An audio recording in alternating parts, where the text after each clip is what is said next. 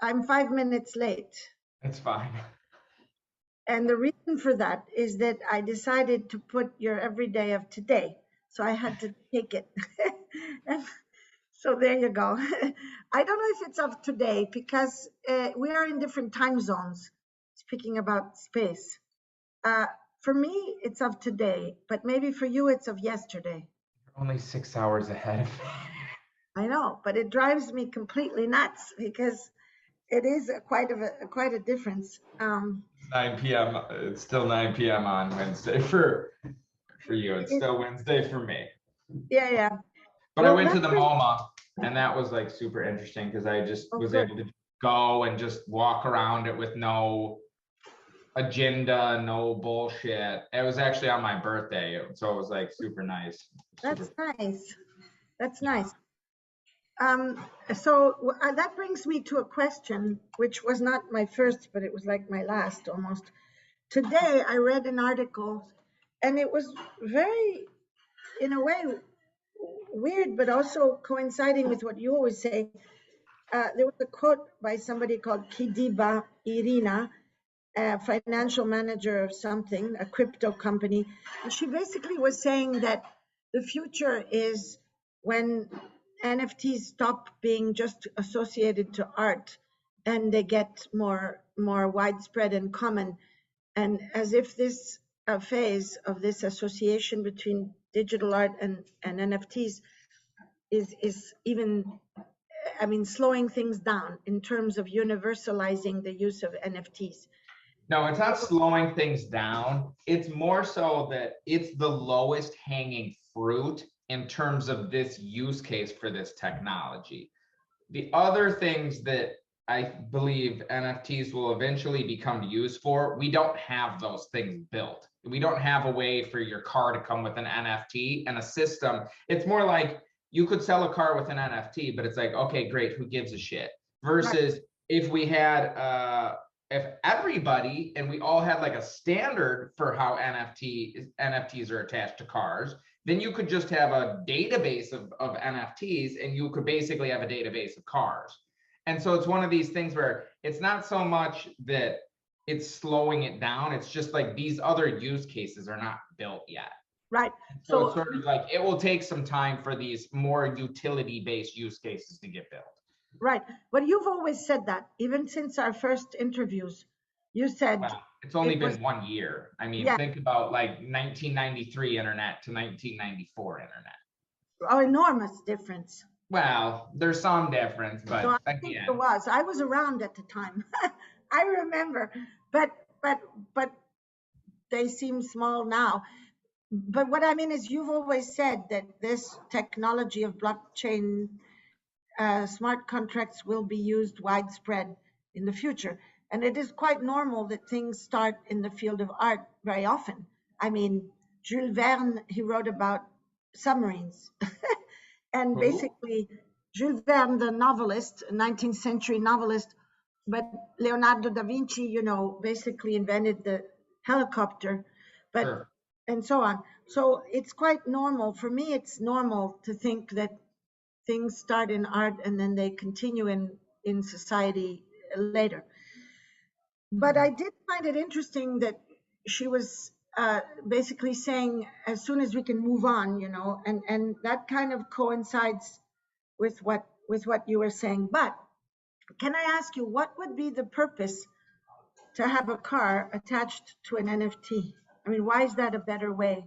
So I think what in my mind, how it could be better is if again, all of the cars were sort of like using this NFT thing as like a very standard way of sort of like searching through it, then Right. you could sort of like have a way of sort of like searching through all cars Yeah. in Ah, it's not attaching an NFT that where they're all different NFTs.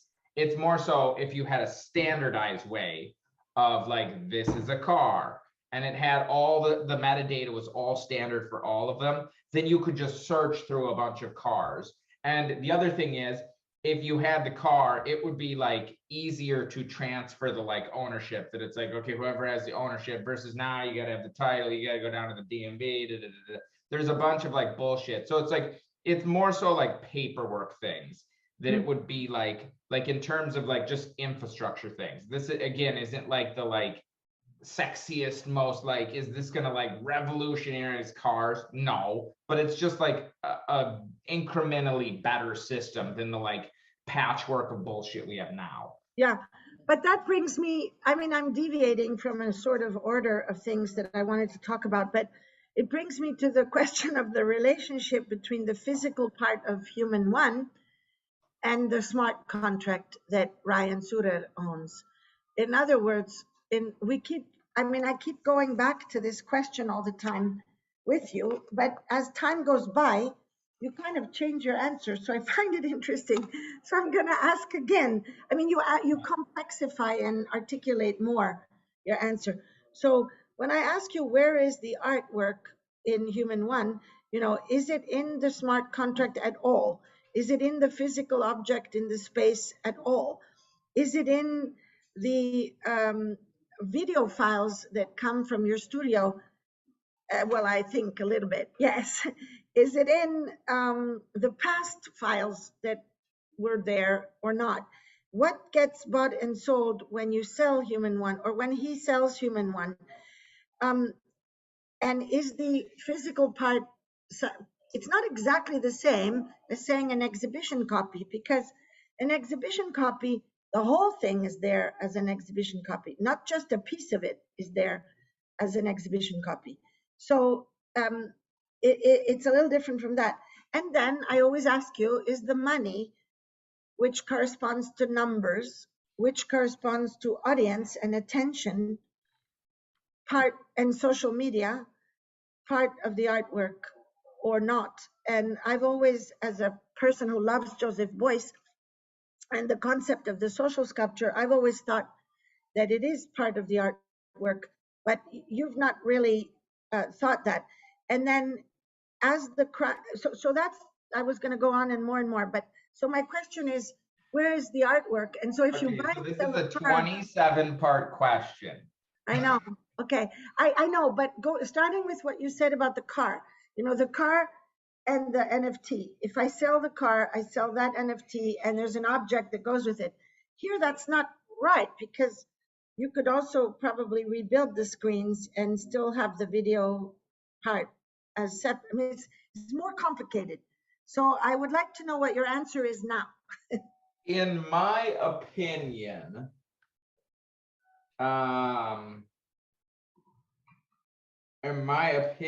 the artwork is the physical object.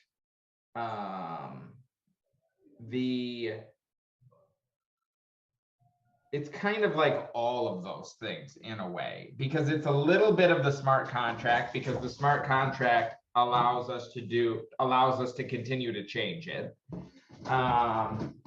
It's obviously the video that it is.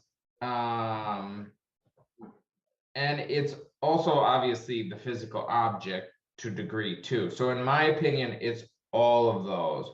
What I need to do, and I will do before I sell another of those boxes, is define more clearly what this artwork is, because I agree I should have defined that, which I thought I did, but I see now that it's somewhat ambiguous.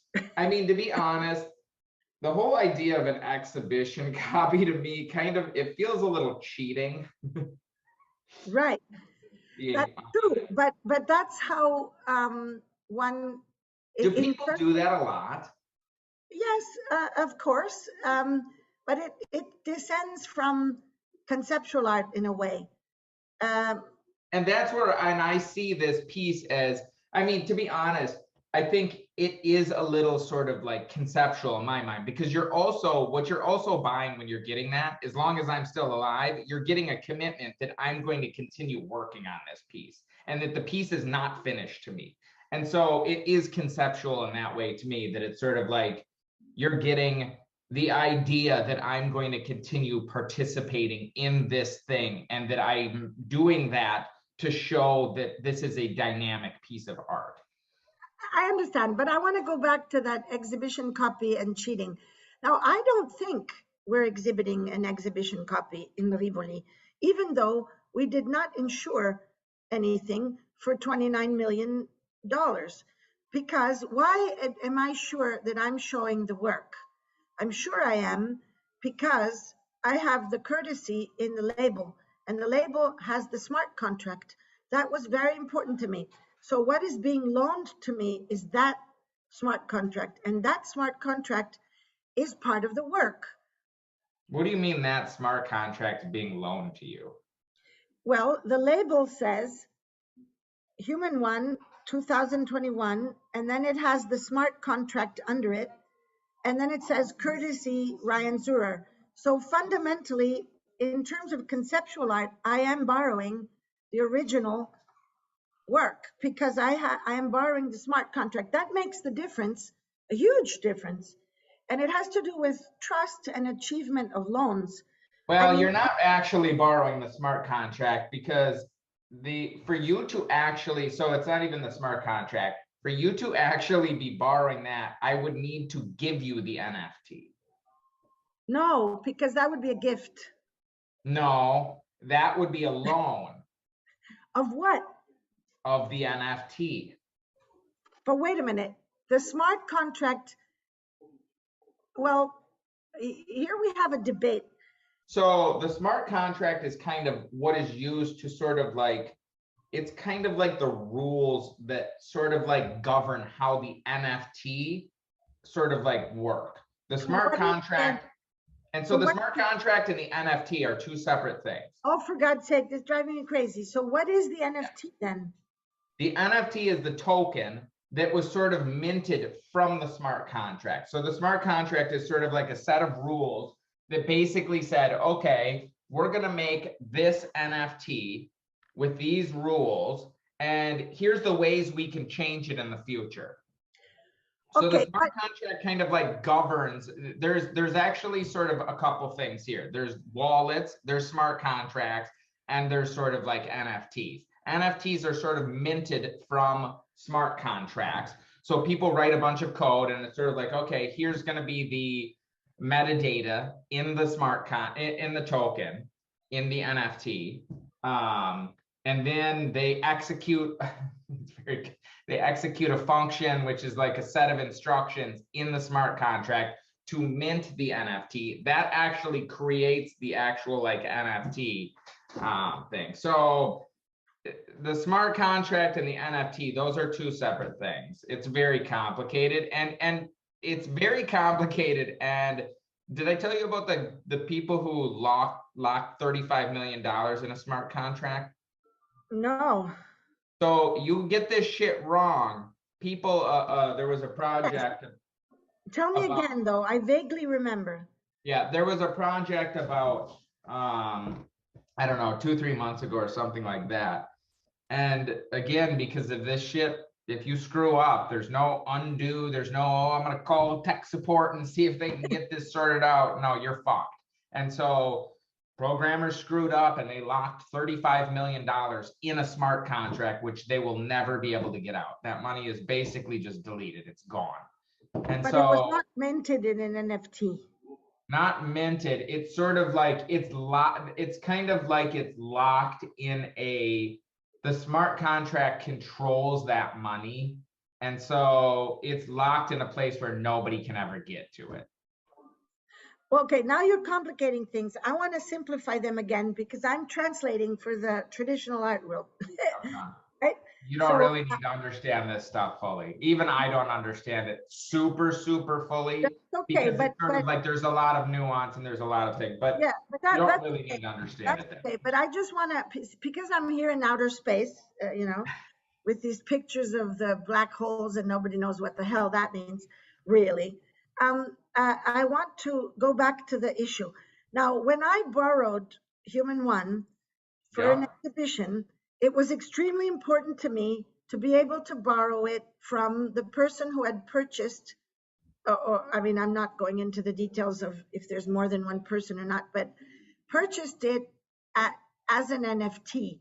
And therefore, the smart contract, which is associated to that NFT, was very important for me as a description of the medium, let's say, in the label. That's important because for a curator, you know, if you borrow something, for example, from a collector or from an artist, it has a certain number, it has a certain prestige.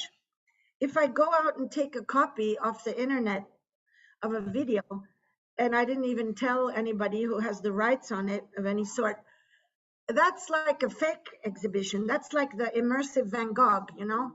And Yep. it's not Van Gogh. So in order to show that I have the original artwork in my exhibition, and this, what this gives is empowerment to the viewers, because the viewers who come to the museum say, wow, you know, we have Human One, wow.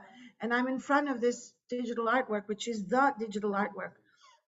It's like showing borrowing the NFT, the smart contract, I guess, associated to an NFT of an everyday versus just downloading the everyday and printing it out and putting it on the wall in the museum.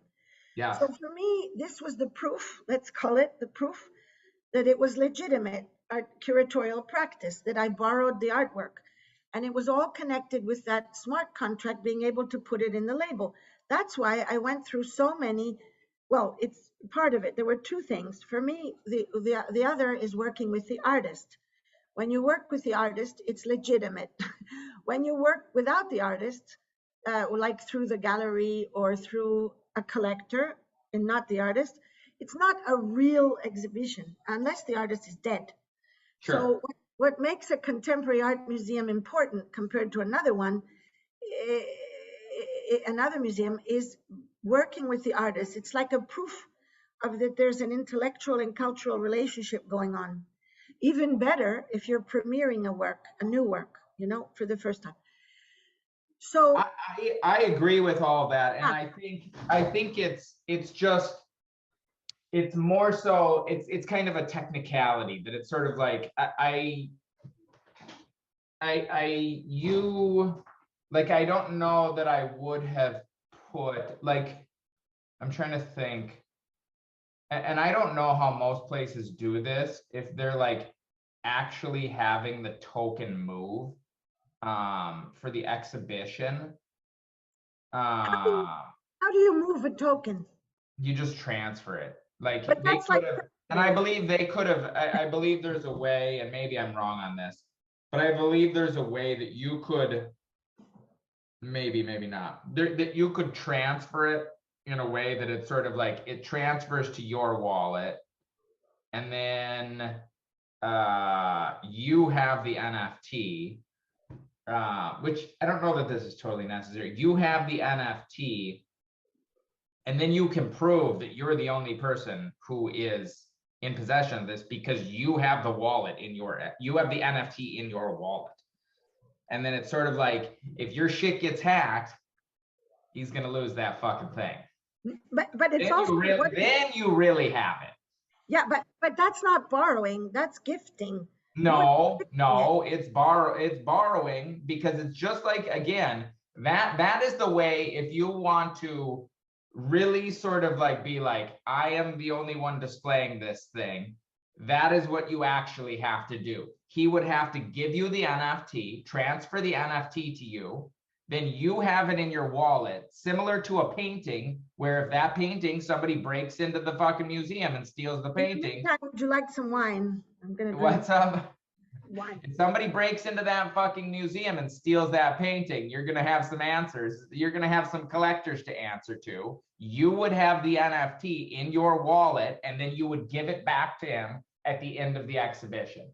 How would I give it back? How would I transfer it back? You just say, I'm sending it back. That's it. So I would have to have sending these things back and forth is trivial. It's like nothing. It's like, I know, but you would have to trust me that I give it back to you. Yes, but the same as, it's no different than a painting. You have to trust that you're going to give the painting back when you borrow it. You can just be like, fuck so this. It's impossible. Okay, so this is something that literally exactly the same. It's impossible though, because Not we impossible. cannot transfer value like $29 million. It's Of impossible. course you could. You transfer value in paintings all the time. No, because we insure them. Well, did you ever get a painting that's worth $50 million? Very, very rarely. Very, very rarely. No, very, very rarely. Because Okay, but do you it's too sometimes? expensive.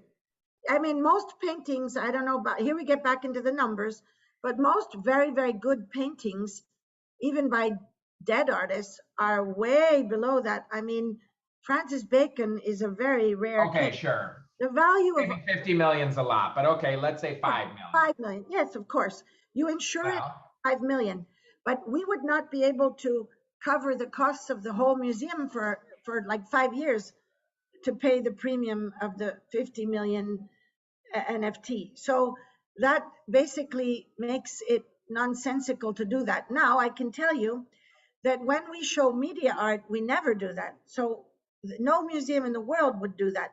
So let's say a very wonderful William Kentridge video, it's worth however much. We would never insure it because we borrow the media file, and so it's like that's actually a good question. That's a good question. it's So an when you show execution a media file like that, what do? They just send you the file and that's it. You throw it on a projector, who cares? No, I wouldn't say that I throw it on a projector. Who cares? Well, whatever. I'm just Personally saying, install like, it. Yes, but what counts there is what I was telling you, the label.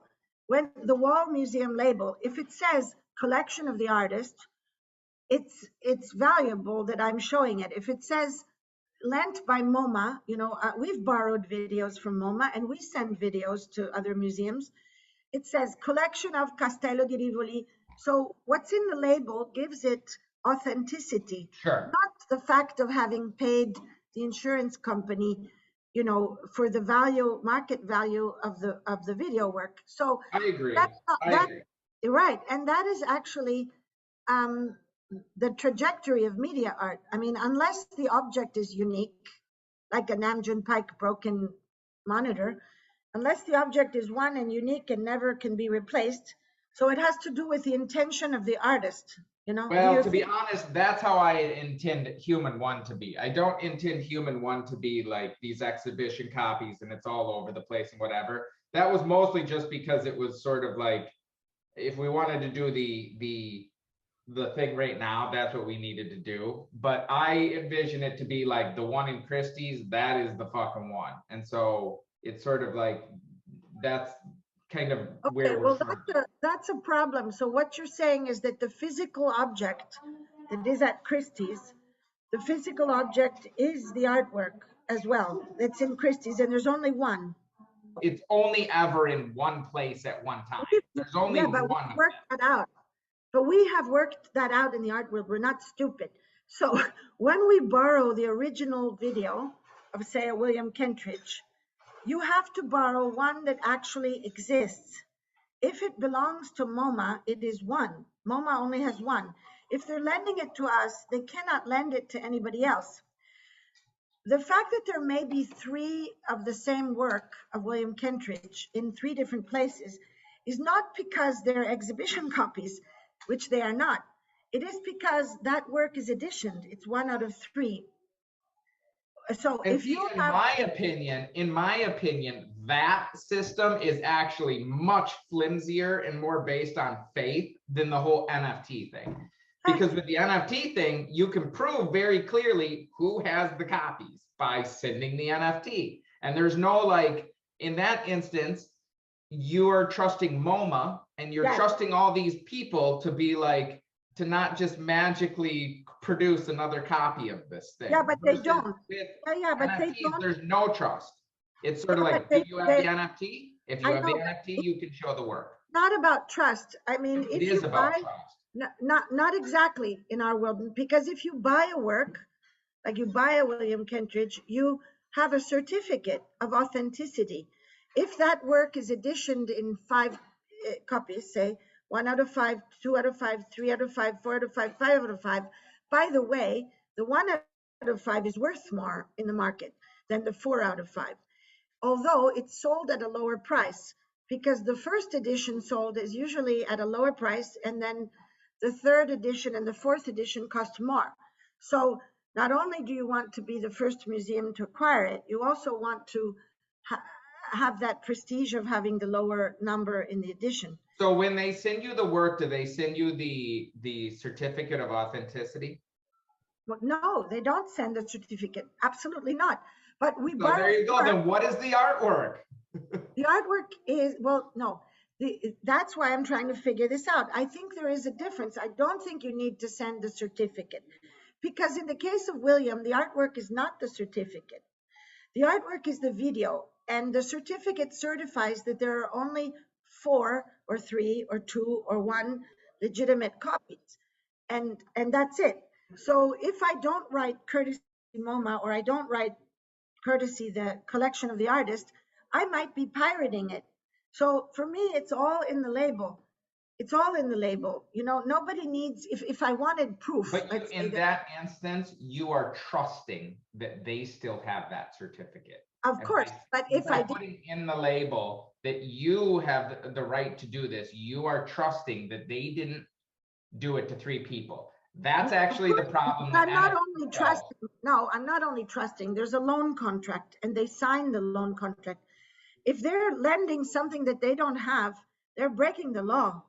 So okay, you're trusting that they're not breaking the law, but that's where NFTs are different, because you have the actual code and you can see. I don't have to fucking trust you. I have the file on in my wallet. There's no trust needed. I can see I have one of the 3 copies, period. But I could ask MoMA to send me a scan of their certificate if I didn't trust them.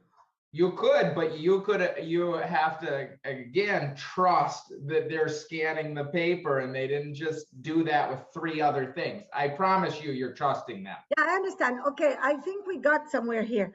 We got somewhere, which is that all the contracts of buying and selling, and therefore owning and not owning, and therefore having the authority to lend or not lend something, are not 100% secure without a kind of a blockchain, without having something which is like an NFT in your wallet. So yeah, not something like an NFT, the NFT. And that's the thing where I think in the future, this will become much more standardized, because then you can prove that these shows happen. You will be able to see the provenance of the actual NFT, that, oh, the NFT went from Ryan Zer's wallet to Castillo di Rivoli's wallet for 3 months, and then it went back. That was the show. And it's literally in the blockchain, recorded there. There's no way anybody can dispute that actually happened. That's you're saying, but that means that the NFT is actually the artwork. While I'm saying that the certificate of property does not need to be, I mean, MoMA doesn't have to gift me the William Kentridge and we go to a lawyer and I change the property and then I gift it back. We don't have to do that. You don't have to, but I think it's one of those things that, yeah, I mean, you don't have to, but I guess they're both, in that sense, they're both very conceptual. And the entire idea of sort of like media art, which everybody in the art world has accepted is definitely art, is just as conceptual and is just as much, if you want to call it bullshit in terms of ownership, as the NFT world. Does that make sense? I agree with you. It's not bullshit, neither the NFT world nor the media art world, but clearly. Well, if you're calling bullshit on one, then you have to call bullshit on the other. That's what I'm saying. I'm not saying you are. I'm not saying you are. No, I'm not. And what I'm saying is that we don't need to transfer the property of the William Kentridge video from MoMA to Castello in order to, aside from the fact that we own a lot of William Kentridge, so we wouldn't want to borrow it, but that's just another detail. But we don't need to transfer the property in order to borrow. I think that I don't think so either. It would make it impossible to work with NFTs too. It's one of those things where it's sort of like, to me, some of these things are sort of like, they're so technical and people are getting so hung up on these things that it's sort of like honestly, I don't know, like there's not this like sort of like dissonance in my head around this stuff. And I think it's sort of like, again, you accept the system with this media stuff, and you accept that there's some level of trust, and it's not messy, and you understand what the artwork is. And I think right now there's this massive focus on all these tiny technical sort of like, well, what about this? And it's sort of like, guys, ultimately this stuff is, let's be honest, you're selling something that doesn't fucking exist. It's a bit conceptual, which we all agreed that's part of art. But it's well, this now I don't like it in this instance. It's like, I didn't say this other shit's pretty conceptual, and you have no problem with it. I know, but you're talking to somebody who's, who was a great friend of a ton of people like Lawrence Weiner. And I mean, I met and learned a lot from the conceptual artist, Joseph Kossuth. Lawrence Weiner was one of my best friends. I'm so sad he died. I mean, all of them. So I'm very trained in understanding what you're saying. But I'm still thinking that there's a difference which has something to do with where the artwork is, and also with the general societal shift, which has to do with the concept of property. And I would like to now expand that and get to a next question. I think the notion of private property was something that was established at a certain time in history. It wasn't always established, that you have a certificate of property. No, that didn't exist like 1,000 years ago, or even in the ancient Romans. Let's say the ancient Romans established a lot of things about ownership and of goods and contracts. So that did not exist everywhere. And it appeared very clearly in the modern era with all the laws, commercial laws and so on, property laws. Let's say that it starts in the Middle Ages with putting fences around pieces of land that before were the commons. So the Angles and the Saxons have a lot to do with the history of the notion of private property. Now there's something that is shifting and so maybe in the 21st century, there has to be a new concept of what property is, because it's not the commons and it's not private property. Because your file, like Human One, I can download it from the internet. I can find the images. And so there's something that's part of the artwork, which is not private property. There's something which is part of the artwork, which is private property, but it's only a piece of it. So this concept of private property is maybe prototypical also of other shifts, like when you talk about the cars and everything else, how can we consider, for example, private property of oxygen? We don't have enough air, right? There's a lot of problems with CO2 and global warming and all of that. You can't really buy air unless you put it in a canister when you're very sick, but you're really so how are we going to deal with, for example, the fact that Africa produces most, together with a little bit Brazil, of the oxygen of the planet, not the US, not Canada, not Germany, not Italy. So is there ways in which we can define a partial private property and a partial commons in the future? Or a new concept of private property? Wait, let's go back to this. So let's go back to that other method. I have no idea. That seems like that problem might be above both of our pay grades here. But let's go back to the way that like that William Kentridge, I don't know who it is. Sorry. Oh God, Mike. Okay, I'll look it up. I don't know his stuff. I don't know. Okay, William Kentridge is one of my oldest friends, and I organized his first survey exhibition outside of South Africa. He's the son of Sidney Kentridge, who wrote the South African Constitution.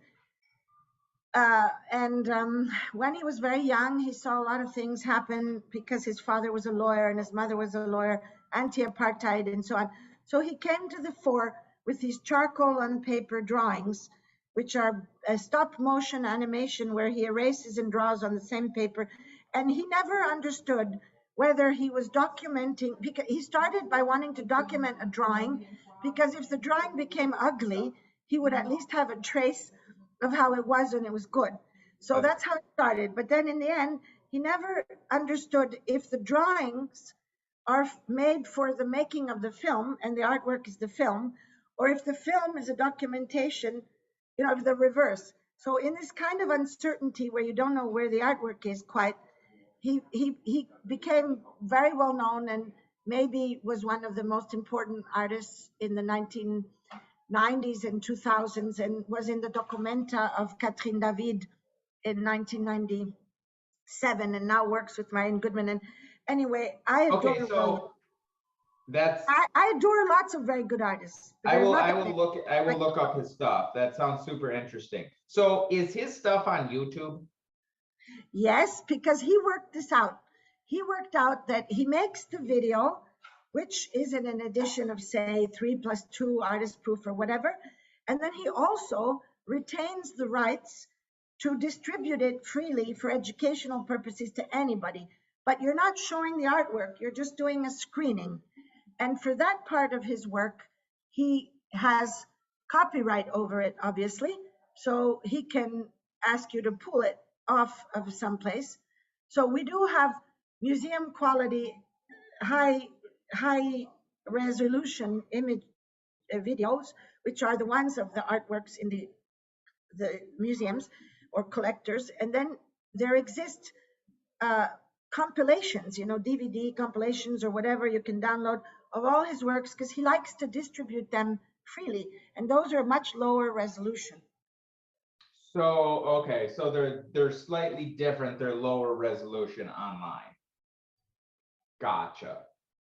Because I think to me, it's sort of like that seems like there is some sort of like precedence for this stuff, that it's sort of like, well, why would you borrow? I mean, I guess in this instance, because the ones online are sort of like, he's purposely making them worse. No, it's just that it's easier to send, it's lower, lower weight. But I wouldn't say he's purposely making them worse, but I would say the opposite.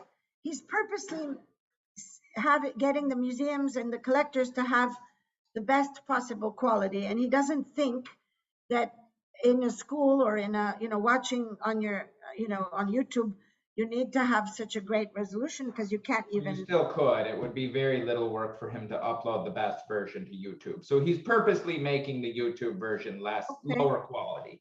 So it's sort of like, in that instance, it is different, but he could also make them both high quality, and he could also just make it so you could just download it, because you can rip it off of YouTube. So he could also just make a version that's able to be downloaded for free in the full quality that he's giving the museums.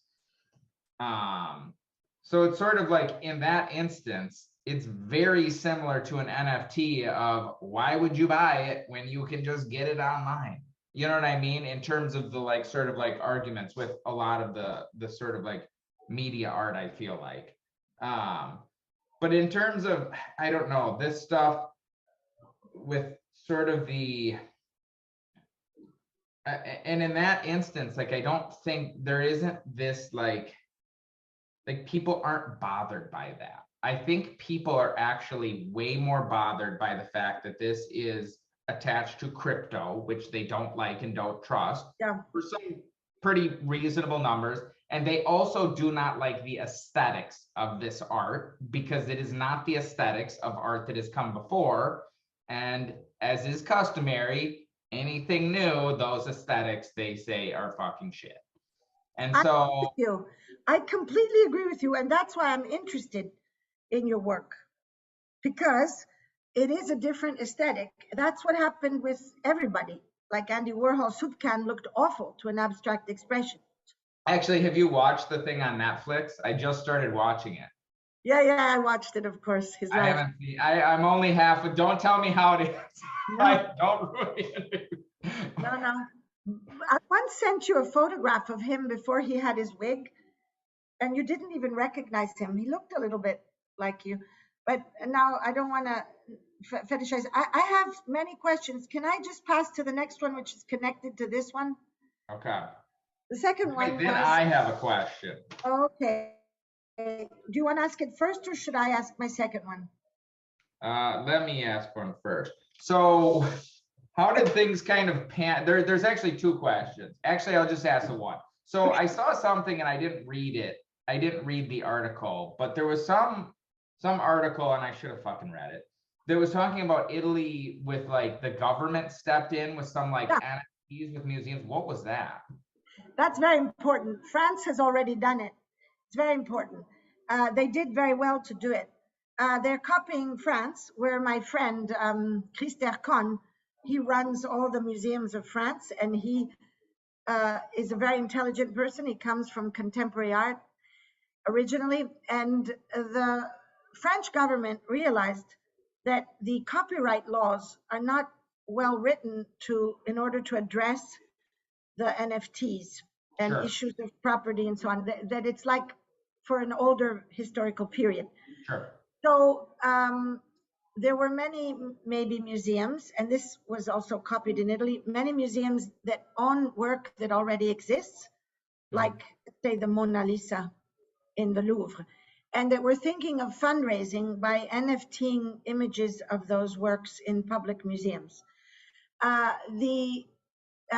Basically, the government in France stopped all that and said, we have to first write the laws and make the regulations to understand what regulates the use of the image that you've made the NFT of, because you might, get money for that, and then it might be much more valuable than the Mona Lisa itself in 100 years. And what do we do with this situation? So they just wanted to figure it out and write new copyright laws. So now Italy has proceeded in that direction too. I'm very, very happy. I mean, I wouldn't want to say that people doing that, because I know you were sort of like thinking about doing something like that at some point. Yeah, I was, and then I stopped thinking about that after I saw what happened with the Hermitage and with the Uffizi. I mean, there was a little company in Italy, I can't remember the name, that made some NFTs of things in the Uffizi, and it didn't go well, So why in the world would you sell an NFT for almost nothing? And you own you own a Botticelli. It's just terrible for the image of the original artwork. So what happened with the Hermitage and what happened with the Uffizi, and also I have to admit, talking with you, made me understand that doesn't make any sense, that I have to make the NFT with the artist, and it has to be like if they're living, artist, sure. Yeah, so we're going back to what I said about borrowing the artwork from the artist is more important than borrowing it from the collector, which is more important than borrowing it from the gallery, which is more important than borrowing it from nothing and just putting up a picture of it. Yeah, so it's another similar, I guess, case. I mean, I understood what you said. And so they're basically just like said, like, chill out here, guys, until we fucking figure this shit out. Yeah. We cannot let you museums start making NFTs of all your chefs-d'oeuvre. That makes sense. And then we don't have any copyright laws that make sense in relation to this. So we need to figure those out. Where do the royalty goes? Maybe we have to put in a smart contract that there's always a royalty for the museum forever and ever. Yep. I mean, we have to figure it all out. So I'm very happy that was done, that was blocked. And I mean, I wouldn't want to take any credit for that, but I do talk to people, and I did tell people in Italy what the French had done. And I mean, maybe they found out by themselves. I mean, but it was like a collective maybe movement of saying, hey, let's do. Yeah. I think that's a good idea. Yeah. So that's that. But was that your question? Can I ask my question? Sure. Okay. So my question, which is related to the earlier one about where the artwork is and all of that, is the following. When I spoke to an eminent museum director from the US, I was on a jury for their prize. I'm on every year. And we were sitting in London and at dinner and talking, and he was having me explain a lot of what I know, which is very little, but the little that I know, because he knew that we had gone off to do these interviews and then have seen each other more. So what he ended up saying to me was, there's something very interesting in what you're describing, which is on the one hand, a world which gives value, because everything is about value and what we attribute, how we attribute value, even in a relationship, in a war, do we attribute value to human life or not, and all that.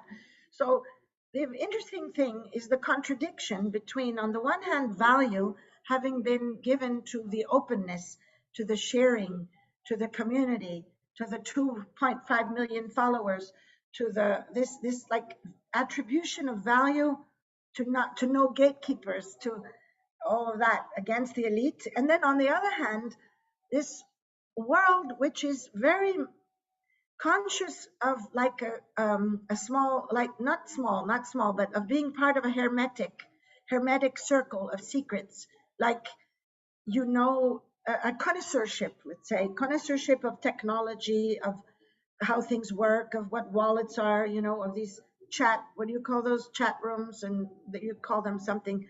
Sure. And there's some sort of a hermetic and coded, the slang, the abbreviations, a kind of coded thing, so you're either in it or you're not in it. And otherwise you're like a spectator just watching this. Partly it's a generation, I'm 64.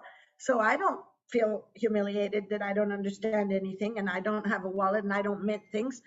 I'm very, very curious, but maybe somebody else might feel humiliated, or like there's a barrier of secret knowledge that you have to know, like mathematics you have to know. So this hermetic on the one, what? I would not say it's secret knowledge. It's just knowledge that Right. you have to figure out, but it's freely available. But as we stand now, we're talking about a world which is seems very coded and very difficult to access. And the thing is that on the other hand, there's this value given to this idea of distribution and sharing and free and collective. So when you say the world is coded and difficult to access, there's literally dozens of or hundreds of sites explaining, here's how to buy. There's plenty of people who would love to tell you how to buy an NFT. I can assure you of that. They would love to help you buy an NFT. So the world it's coded in some sense in the actual content, that there is a lot of codes in the content that I make that is sort of like embedded in or draws from kind of like meme culture and sort of like internet culture. And it would be difficult, though not necessarily impossible, to figure out what those memes are, because it's sort of like jokes upon jokes upon jokes upon jokes. But the actual participation in this thing, it is absolutely open to everybody. Anybody, anywhere in the world, without nobody, doesn't matter who they are, you can get on, take a piece of artwork of whatever the fuck you want, and suddenly start participating in this market. Now, participating in it and anybody giving a fuck that you're participating in it are two very different things. Just like nobody can stop you from going and drawing on any piece of paper and going and standing wherever the fuck you want and trying to sell that piece of paper, and you're suddenly part of the art world selling your artwork. And it's sort of like, is anybody going to give a fuck? No. So it's sort of like, that's the thing. And I think there's this confusion that it's sort of like, you start selling something as an NFT and suddenly everybody knows about it and they want to buy it. And it's like, no, that's not the case. Yeah, it's right. Just like if anybody, and it's like, oh, they're tricking you into participating in this. It's like, no. Just like, that's like saying like, oh, the canvas industry is tricking people into being artists. It's like, anybody can go buy a canvas and start painting on it. Nobody's going to give a fuck. Like, that's it. If just because you did that doesn't mean anybody's going to give a fuck. And that costs money too. It costs money to buy canvases and buy paints and And then when you do that, there's absolutely no guarantee that anybody's going to buy that from you. Yeah. And the NFT world is the same thing. Everybody is free to participate. Everybody is not guaranteed success, though. Right. That's not my question was something else, but I think you replied. My question was, it's a very interesting phenomenon because on the one hand, there's this apparent hermeticism, and on the other side, there's this apparent attribution of value to this openness and to this sharing and to this anyone. But you said to me, I think you answered, no, that's not true. It's just that you have to make a little bit of effort to learn. How to learn is all over the place. You just have to pay attention and learn how to do it. So more or less, you're saying that there's a generational divide more than a. I don't think it's a generational divide. I think it's an information divide, because again, there's nothing that's stopping you from doing it as a whatever, however old you said you were, person. You could still do it. It's just you don't have any interest in learning how to do it. No, but I'm not talking about the making of the NFTs. I'm talking about the audience, the public. If I go into a museum, anybody can look at, the Mona Lisa or look at Venere degli Stracci of Pistoletto. Yep. There's a lot of care to the idea of access, and you don't need to have any tools to be able to look at the Mona Lisa. While in order to look at the NFTs, you have to have a little bit of tools. I mean, a little bit of tools. So it's a kind of literacy. What do you mean you have to have tools? Well, you have to know what websites have them, and you have to. Well, you have to know where the Louvre is. Well, no. You have to get yourself to the Louvre. No, I'm talking to you more about those, what you call the secrecy. I mean, the inside jokes and the inside knowledges and the memes and the but that's in the content of the actual artwork itself. And that's just in the content of my artwork, some of my artwork. And so that's where I'm sort of like, I actually think NFTs are much more open, because yes, you do have to have a tool, but that tool is a phone, and almost everybody has that tool. And that's the only thing you have to have. To see the Mona Lisa, you have to get yourself to Paris. You have to know it's in the Louvre. You still have to have the phone to probably tell you all of that stuff. And then you have to pay to get into the Louvre in a very specific time to go see this thing. Versus with the NFT, all you have to do is like these sites aren't like, there's only a few sites that you need to go to see the thing. Okay. OpenSea, that's it. Fair enough. I think that you answered perfectly that's a wrong description of, let's call it, crypto art or digital art. I think what you might be sort of like driving to is because there is sort of like, again, in the content of some of this artwork, it's very sort of like coded in memes that are hard to understand. But to be honest, that's not that different than the art world that has all these codes and self-referential things that nobody understands. Well, no, unless you study a little bit. I mean, you take the time to study it, and that information is out there, and so it's very simple. I agree with you. I think that was a not correct description. So that I was given, although I found it fascinating, actually. But let me get back to some more really simple things, but they're not simple. I noticed that you really loved a picture of kids with an educator in front of human ones in the Castello di Rivoli. And what was she saying to them? What was she saying? I don't know. I wasn't there. But I told you we have big education programs. I told you that.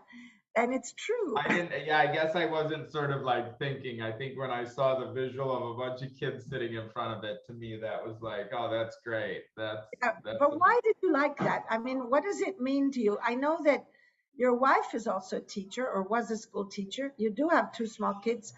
Not to psychoanalyze you here, but it is one of the few times you've noticed an image of the piece in the museum. So what does that mean to Mike, this mother? To me, it's sort of like, I very much, I think it's cool, because I think that is a piece of work that the kids like will identify with more. And those kids growing up won't see a distinction in my eyes between the painting on the wall and this box. It will be like both artwork, and they're coming in from a more there's not so it won't be all of this sort of like baggage that we come to this stuff with, because we had to go through this sort of like mental exercise to recognize one thing as artwork versus the other thing that, again, even me, I grew up, a painting is obviously artwork. And but you've had to go through some sort of like mental exercise to be like, this NFT stuff, this digital art is artwork. Because before, I do not believe you kind of recognized, if you would have saw my work before that Christie's sale, I believe you would have completely dismissed it as not being artwork. Yeah, probably. And so you had to go through some sort of like thought to be like, yeah. Maybe this is artwork. No. And so those kids, I don't think will have to go through that. They'll just accept both of them as artwork from the time they're very young. And to me, that's very exciting, them seeing a piece, my piece being a part of that.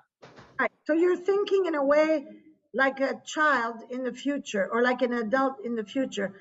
That's something that you always do, I think. When I asked you where you want to be when we were in the Metropolitan, you said, you pointed to the wall, where the El Greco was. So, and I think you speak sometimes about, I want to do something that's relevant in 500 years. So in your psyche, there's something about not the present. There's something about way in the future that gives you pleasure or joy or peace of mind. And I think this, it has something to do with the aesthetic also of children. And it's interesting because your work also looks a little bit like illustrations of things. I mean, there's something in your persona also, and in your jokes about youth and being a child. And so I wonder what that means. I mean, how you felt when you were little. Like when you were 8 or 10, what were you thinking? And how was your mother? Who was she?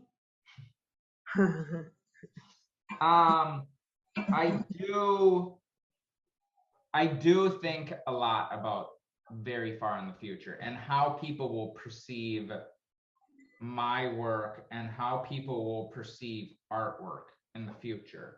And this is something that I always thought about to some degree, but I've thought about a lot more now.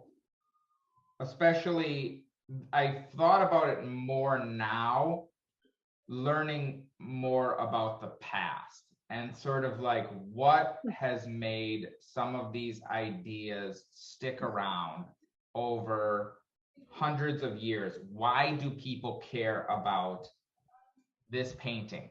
Why did they not throw this painting away?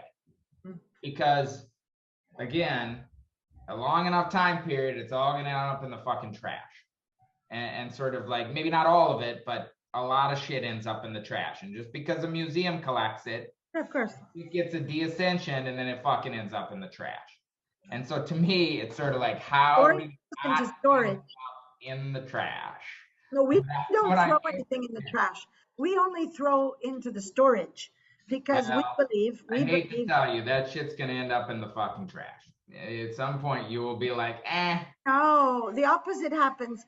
When you do put things in storage, people can pull them out and rewrite the past, It's really fascinating to rewrite the past because you have to have stuff to rewrite the past.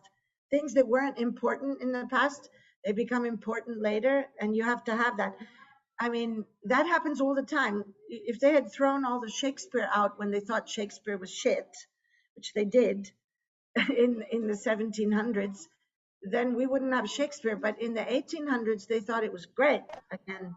So you have to have something in order to not put. But anyway, that's another question. I wanted to know two more things just quickly. One is about gaming and the metaverse. Do you think, because I think a lot of people are thinking that gaming is the space of subjectivity in the future, and that I have to make exhibitions about gaming, and I do understand that it makes sense and that it's very interesting that people are together online playing games. But I wanted to know your opinion on that. And I can tell you that I did one test with my little grandchild, my daughter's son, and I said I was with him 2 weeks ago, and I said, "Do you play games?" And he said, "Yes, I do." And I said, "Well, show me the games, show me some stuff." And he showed me some stuff, and then I said, "Hey, you want to play checkers?" And he said, "Yes." "But you mean like on the computer?" I said, "No, real." And he said, "Oh, I'd love to." So I took him to the shop, and we bought 5 games, like 5, a sort of a Monopoly, a sort of checkers, and so on. And we played for like 5 hours with physical games. And I said, "Which do you like more?" And because I'm a little bit of a scientist, I ask all these people questions. And he said, "Well, I really like physical games more. I Yep. like." So what does that mean? What does that tell us about this whole idea that So gaming is? I could have guessed that he said that because there's a very specific reason why he said that. Because he plays video games all of the time and he doesn't get to play physical games very often anymore. That's it. And therefore? Therefore the video games are like the default. That it's sort of like if you're always doing something, it's like the same is true of my kids because they play video games is like that's like nothing. That's like the thing that they do all the time. So it's like when it's like, oh, let's pull out a board game. It's like, oh, this is a special treat. We don't get to do this very often, or certainly don't get to do it as often as we play video games. So it's like it's more of a like this is something that it's like more unusual and more sort of like bespoke. If he was playing physical games all the time, and then every once in a while you were like, hey, here's this video game, it'd be like, oh my God, these video games are fucking great. You know what I mean? Okay, That's it. so do It's you because think these that? kids are so inundated with video games. That's the like day in, default. Right. Okay. But do you think that it changes the brain and the mind of Of people? course. How could And it not? exactly. And you think it's problematic or it's great? I think we'll find out, to be honest. Yeah. I think there's probably some good things about it. I think, to be honest, I think video games are very engaging and I think they can be very educational. And I grew up on video games and it was, I learned from them and I learned a bunch of things. And I think they can, I think they can teach you a lot. And I think it depends on what you're playing too. If you're playing, I think if you're playing a wide range of games, it's sort of like books and sort of like any of these, any media, it's sort of like, and that's where it's sort of like people being like, can this be art? It's sort of like, well, of course it could be art. There are video games that are very, that could be very educational and could be very, something that you actually grow and sort of like learn from. And there's other video games where they're more about sort of like competition and sort of it's sort of like books or anything else. There's like some of them are really good and some of them are not so good. And some of them are good for learning a certain type of thing and some of them are good for learning a certain type of other thing. And I think some of them are, I don't know. Like I think there's all different. It's just like it's like a kind of media that it's sort of like. Again, I'm sure when the TV came out, it's like this is the end of everything. This is the end of No, I'm society. not saying it's the end. I'm just trying to understand if it can be a model of how we think or live or the characteristic of our particular culture. Because nobody said that the board games were the characteristic of the culture of, say, the 18th century. They did games and did have board games, but there are some people running around saying that gaming is somehow the metaphor of how our society works. It's like characteristic of our times. I mean, I guess I think it's. I don't know that I 100% agree with that. And let's just say there's a lot of sort of promises and hyperbole in the NFT space about how everything's about to change and instead of you having your head behind the metaverse, your head in front of the metaverse, there you're going to be in the metaverse. And it's sort of like, I personally believe a lot of those things are marketing bullshit. Yeah. And that what people are building right now, in my opinion, are not metaverses at all. They are games with NFTs. And I think that's very interesting. And I think there could be some very interesting applications from that. But to me, honestly, I think Facebook and Instagram is more of a sort of metaverse than these other things, because it's a system in which you have a giant mass of people who are sort of all doing different things within this system. I agree with you. That to me is more of a metaverse than a video game, which will only appeal to a very small set of people. Yeah. I completely agree. It's the social media, which is the real revolution. That's a version to me of the metaverse. A game with NFTs that is like I don't personally give a fuck about that game, so I'm not going to be in that game. So now I'm not part of the metaverse. Yeah, I agree. I agree with you that the social media is both a metaphor of our society and a metaverse. Okay, but what about this behind me? This is this also just a ploy, like a commercial, to make people optimistic that we can see really far? These new What is images. the image behind you? Why did I make that? What is the story of No, it? I know why you made it, because yesterday NASA released the first images of deep space. They released them yesterday at 4 o'clock, right? And it was a big deal also in Italy. And I wonder, what does it mean? Is it just a coincidence, or is it What a a sort of, coincidence. well, like everybody's depressed because of the war, because of the crisis, economic, financial crisis, this, that, the other. People are really scared and negative, and suddenly we get the Webb, telescope. By the way, it's also called Webb with two B's. So it seems, if you think about the Cold War, they suddenly had all these zombie movies made, the sort of Russians coming, and then when everybody was depressed about something else or sad or whatever, you suddenly had the moon landing. So there is this tendency. I don't think this is. They just finally got the telescope working, and then they're like, so I don't think this is like some coordinated, like, again, in that instance, who would be coordinating the release of this? Some like fucking Illuminati group that like trying to like distract us from the war or something? Like, no, it's not exactly like that. You ask me sometimes, you say, but if the artist doesn't have the intention, how can you say that that work means that? There's some things that are like part of a collective subconscious, a certain moment. So it's the will and the desire of many, many, many people at a certain moment in society, in a certain economy, in a certain historical moment. And then suddenly things that are there that may not have been very important in another moment are really very important. Because the society sort of needs them. So it's not that it's an Illuminati group, but it's the social history of art and political actions. I mean, my mother was an archaeologist, so I kind of am a little bit trained at looking at all these signs and then interpreting. Sometimes I think you do go a little too far with some of these signs. Sometimes I think you put together, you're so looking, and I think sometimes you connect dots that nobody sees, but sometimes personally, again, I'm not like, this is neither bad nor good. I think sometimes, in my opinion, you connect dots that are not there. Well, maybe, but there are books now that talk about the relationship between the sci-fi movies of the Martians and all of that with the Cold War. And at the time, they weren't thinking that, and they weren't saying that.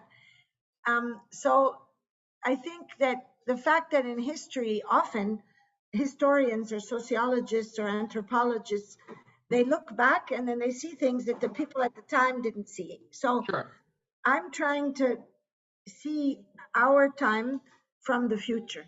I mean, you're trying to see the future. I would say that you, Mike, are in the present trying to see the future and be there, be there. And No, I'm trying to make that. yeah, I'm make trying to make the things now so that, that they have to work even harder in the future, that we have yeah, those ideas now. but that's you and me. I'm somehow in the future looking back and trying to understand the past. I mean, that's what You really look is. like you're in the future right now. I will give you that. But anyway, so what is this everyday mean? Because he's outside of the universe and he's looking at this picture from the web So have you telescope. heard like people talk about one of the ideas that's very sort of like prevalent on the internet is that we are living in a simulation, Yes. that nobody can prove we're not living in a simulation, which is certainly possible. And I believe that certainly could be the case, that it's sort of like either we are at 100% base reality or we're in a video game right now. And maybe you're real, maybe you're just in my fucking head and I'm playing the video game and you're just a fucking NPC, non-player character who's just part of the simulation. And so there was kind of a lot of jokes around when that image came out yesterday, that we were seeing the edges of the simulation. And so I wanted to imagine what it would look like if somebody was looking at our simulation, watching our simulation, some other sort of like more advanced race that created this simulation, and they're looking at it and it's sort of like that's the person, is like a person who created our simulation, and they're looking at it, and this is the like that dome is like the like viewing, and the like base is sort of the computer around it is the computer running the simulation, and this is Okay. how they look into our simulation, Okay. look into So our world, watch us. that brings to my mind two things. One is that when I was little, there was something called the Twilight Zone. Yeah, It I was like remember a that. series, I and did that was not all. like it that much though. My dad made us watch that a lot, and I was always like, ugh, I didn't like that it was in black and white. Oh And well. then Anyway, I loved the Twilight Zone. Maybe I don't know, some episodes were okay. but it had a lot of these episodes were about being in a simulation. A lot of them. Yep. So that's one thing that came to my mind. And the other thing that came to my mind, if someone is looking at us in the simulation uh, from the outside, that's a little bit where I want to be when I look at us from the future, as if we're the past, trying to connect the dots. And so that's an interesting thing that you just described, because it's exactly what I was trying to describe, which is how you can be outside of something and see it and analyze it, and you're also somehow in it, and that's kind of hard. So how to Yes, pull that's out. very hard. And that's the thing that I think is there's a lot of people in the art world who are very good at looking at the past. And it's like, guys, that's not hard. Hindsight is 20. Well, let me say that. That's maybe a little reductive. That's not as hard, in my opinion, as looking at the future and doing what you're trying to do, is understand what's going on right now. Yeah, Because that's as hard. if it's the past, as if it's the past. As if it's the past. That is very trying to contextualize, and because in that way you're predicting the future, because you're looking at it from a space that is the future, and you're kind of pretending to look back, but you have to sort of assume how things are going to play out. So in many ways, we're both doing the same thing. You're trying to predict how things are going to play out. Not And really. I'm using your predictions. What's up? No, I'm not really doing that. I use your predictions Well, okay. in You're order sort to. of like you're Yeah, I in use some your ways you're trying to sort of like predict, but you're thinking No. about the things I'm saying, and does some of them make sense, or some of them I don't think that's gonna fucking happen. So it's sort of like you're trying to predict the future in a way too. And I think that's very hard. Looking at the past and like, okay, well, what did Van Gogh, think when he cut his ear off or some bullshit or whatever? It's sort of like that's especially because in some ways you're never gonna fucking know. No. You make up a bunch of bullshit, and it's sort of like nobody can call you out on it unless they find direct evidence to refute it. So it's not like it's like nothing, but I think Well, it's not much nothing. harder to Right. look at what's going on right now and Yeah. say this is how it's going to play out. Yeah. But that's Okay. what I'm much more interested in. Well, me too, but not knowing what it's like in the future. I'm just interested in looking at the present from the future. But I don't think about what the future will be. It's just that I have to abstract, in order to look at today in an analytical way. But there's something before I don't know how much time you have because it's already been 1 hour and 24 minutes. So I don't know. But Yeah, so I've I got to want go to in a get, sec here, but one more okay. thing. Okay, one more question then. Well, I don't want to leave without talking about what we did. I want to know what about your experience. You came twice to Europe, once in April to see the Venice Biennale on your way to the Castello di Rivoli for the opening of Espressioni, Confrazioni with Human One. And then we met again in Basel a couple months later, and you spent time at the art fair and then went to Documenta 15. Although I went a day earlier because I wanted to be there for the press conference and so on. So, and we spent some days in Castle in Documenta, and which is kind of surreal. I mean, for me, there's something totally surreal to be with you in Castle in Documenta because it's more normal to be with you in Basel because your work has a huge market. I mean, it has, but it's very much not attached to the politics of Documenta, especially this year.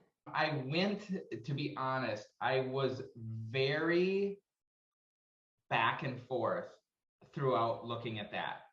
When I first looked at it, I hated it. As you heard the first couple hours, I was like, this is literally fucking garbage. I hate this shit. Then I realized like sometimes if something, but I can't get it out of my head, that it really like sometimes if like there's a piece that I hate so much that it's sort of like this made me think about it so much that there's got to be something there. Why do I hate this so much? Why does it make me so mad? And then I'm sort of like, I can go, then I'll like flip and I'll be like, well, I have to admit, even though I kind of hate it in a way, it really made me think a lot. And then I'll sort of like it. And so then I kind of switched to sort of like, actually, I don't hate it. I kind of like it a lot. And then by the end of it, I was sort of like, no, actually, I do. So it's very interesting because I think it goes to a lot of, it to me speaks to a lot of the same sort of things that are happening with the NFT world and with this convergence of these two worlds where there's no gatekeepers in the NFT and it's just sort of this free for all, whatever.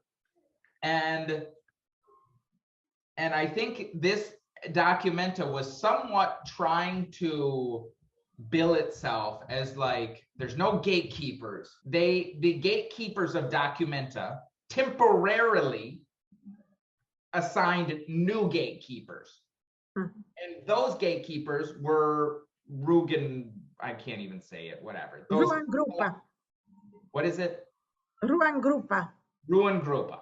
They were the new gatekeepers because again, they were the people picking it. And so but they picked collectives. They were the ones picking collectives, but they were the new gatekeepers. So this absolutely still had gatekeepers.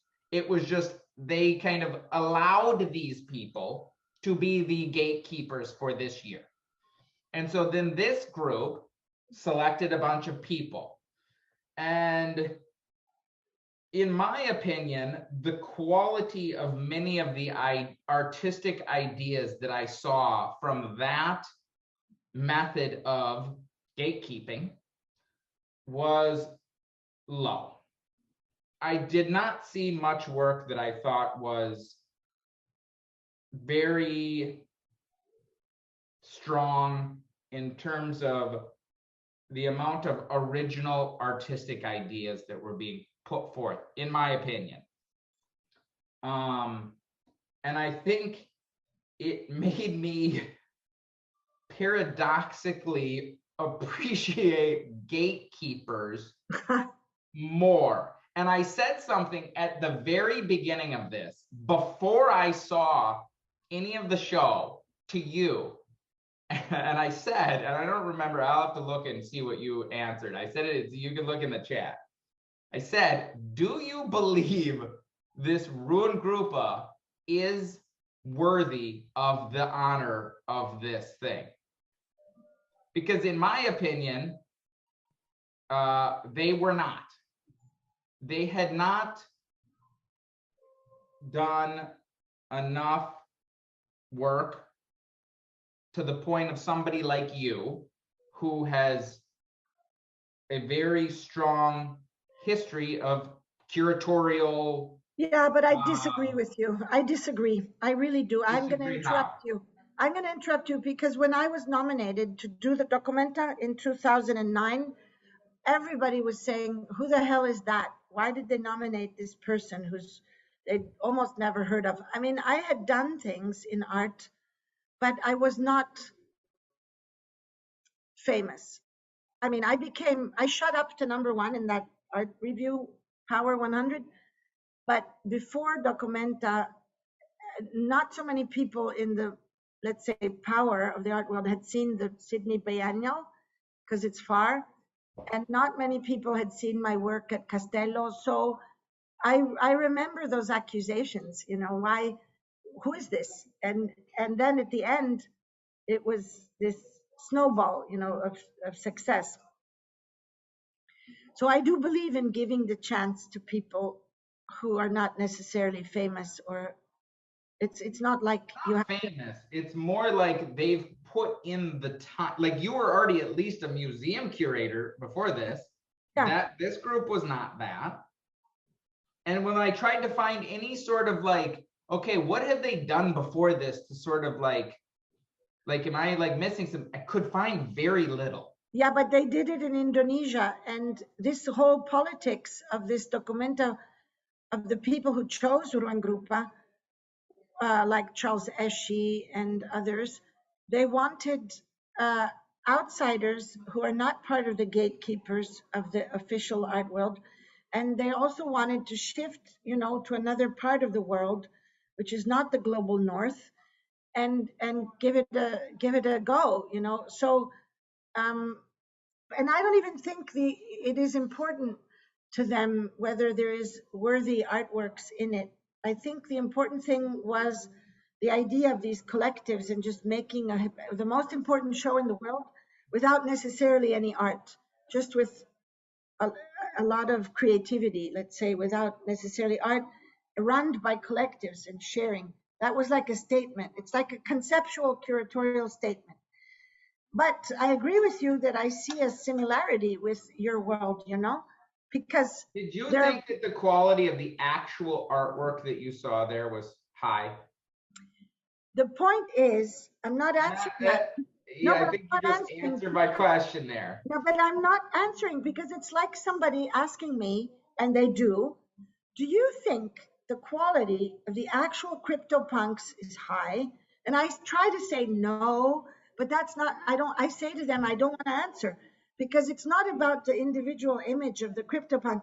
It's the whole system of the seriality and the variations and the distribution of it, because you explained it to me. So I try to tell people, you don't understand what's going on in this NFT world. So I would kind of answer the same to you. These are two universes full of no gatekeepers.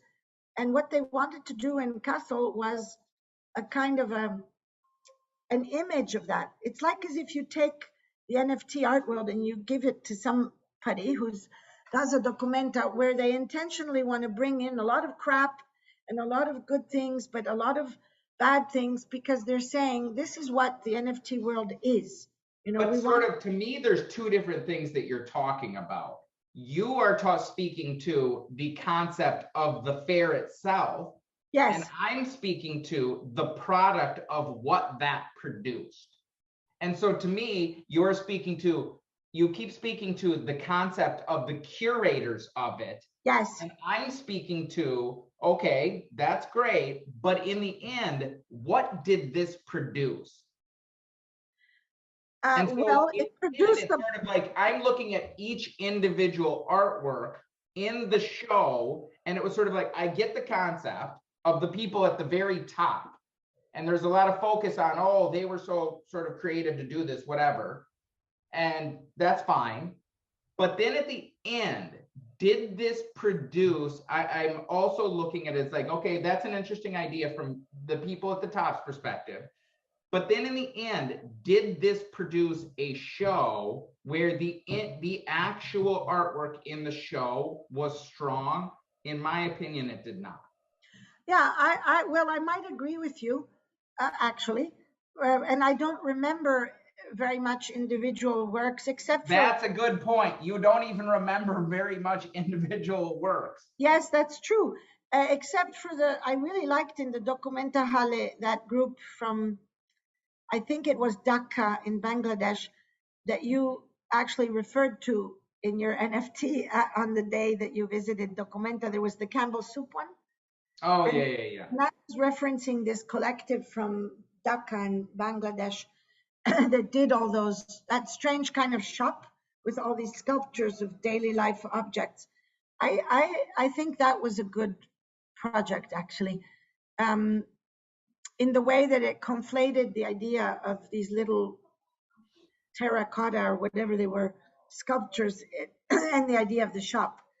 So I thought that was good, and there was a lot of different things. I mean, the tapestries of the Polish artist in the Documenta, Fridericianum, and there was, I mean, but I can agree with you, and I think that I mean, what's interesting to me in being in the future and looking at the backwards is that I see this big mess in the traditional art world where the gates were opened and the flood came in, including anti-Semitism. And then I see at the same time this huge cosmos, speaking about the image behind me, huge cosmos of this digital stuff, all this mess, again, chaos and a lot of really bad things.